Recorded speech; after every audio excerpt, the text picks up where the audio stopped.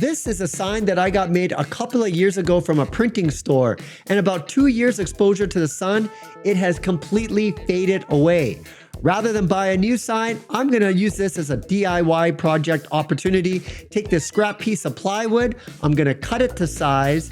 Once I'm done that, I'm gonna paint it, and then go to my computer, design my own sign, pick a font, print it out on the Cricut Maker 3, and then apply it to my new sign. So let me show you how you can build your own house sign. This video is a really good one because it's a behind the scenes look on how I'm solving a problem using technology and creativity. So to start, let me give you a bit of a backstory. So I created this kind of smart home lab in my house, and I call it the Central City Smart Home. And it's basically a place where I can really geek out. There's a HD projector in it with a 160-inch screen, a Murphy bed that I also built, and pretty much every crazy smart light and smart home product you could possibly imagine. It's kind of like a place where I can really get my geek on. It's part man cave, part tech laboratory, but I also post this and allow this on Airbnb so people can stay at it. So I created this sign at a printing shop a couple of years ago, but like I mentioned, it completely faded away after exposure to the direct sun. Rather than get another one made, I said, you know what? I'm handy Andy. I could DIY this project.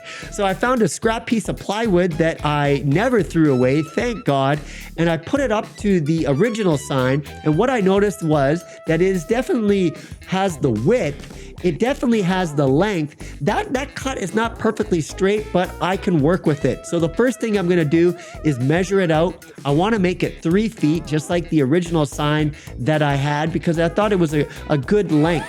Then I'm going to go up to my chop saw and cut it to that length. And what was great is it wasn't too wide, so I was just able to use a chop saw to cut that scrap piece of plywood. The next thing is to figure out what the width's gonna be. And I determined that I want it to be 7 inches so that I can fit onto that board nice and perfectly. Once I had that line, I took it to the table saw and cut that out, ripped it apart to make that kind of DIY sign. Once that's done, the next thing I wanted to do was sand it down to really kind of clean it up. This is a scrap wood that was kind of sitting in a covered area for a couple of years. Thank God I didn't throw it away. Now I'm painting it, bringing it back to life with some leftover paint that I had, that it was a high gloss white that works for both indoors and outdoor. Now I am using the Cricut design software to create that sign and then find a font that I like. I finally found one after going through several fonts. I'm also putting this Airbnb sign because of the leftover, and you'll see what I mean later, but I'm just in case I want to use it in the future. Now I got the Cricut Maker 3 printing that out. It's kind of doing its work and magic onto that vinyl paper, and this is permanent paper. And then I'm gonna cut the excess off because I had that big roll there. It's quite a big piece, so I'm gonna cut that excess off. Now that it's cut, if you kind of look on the camera, if you look closely, you can kind of see where the cutting has happened on that vinyl paper, and you can kind of see the sign. If you look, you see that Airbnb sign as well. So I'm gonna have to remove that black vinyl paper later on, but I cut it to size, and now I'm just gonna definitely measure to see if it works on that new white sign that I made on that piece of plywood. This is called transfer tape, and this is very essential to make this happen. I'm gonna cut a piece of transfer tape that's right that length to make sure that I can use it in just a bit.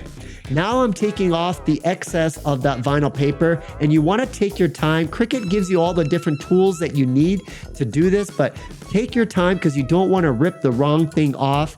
So I, was nice and careful in totally kind of ripping the excess off.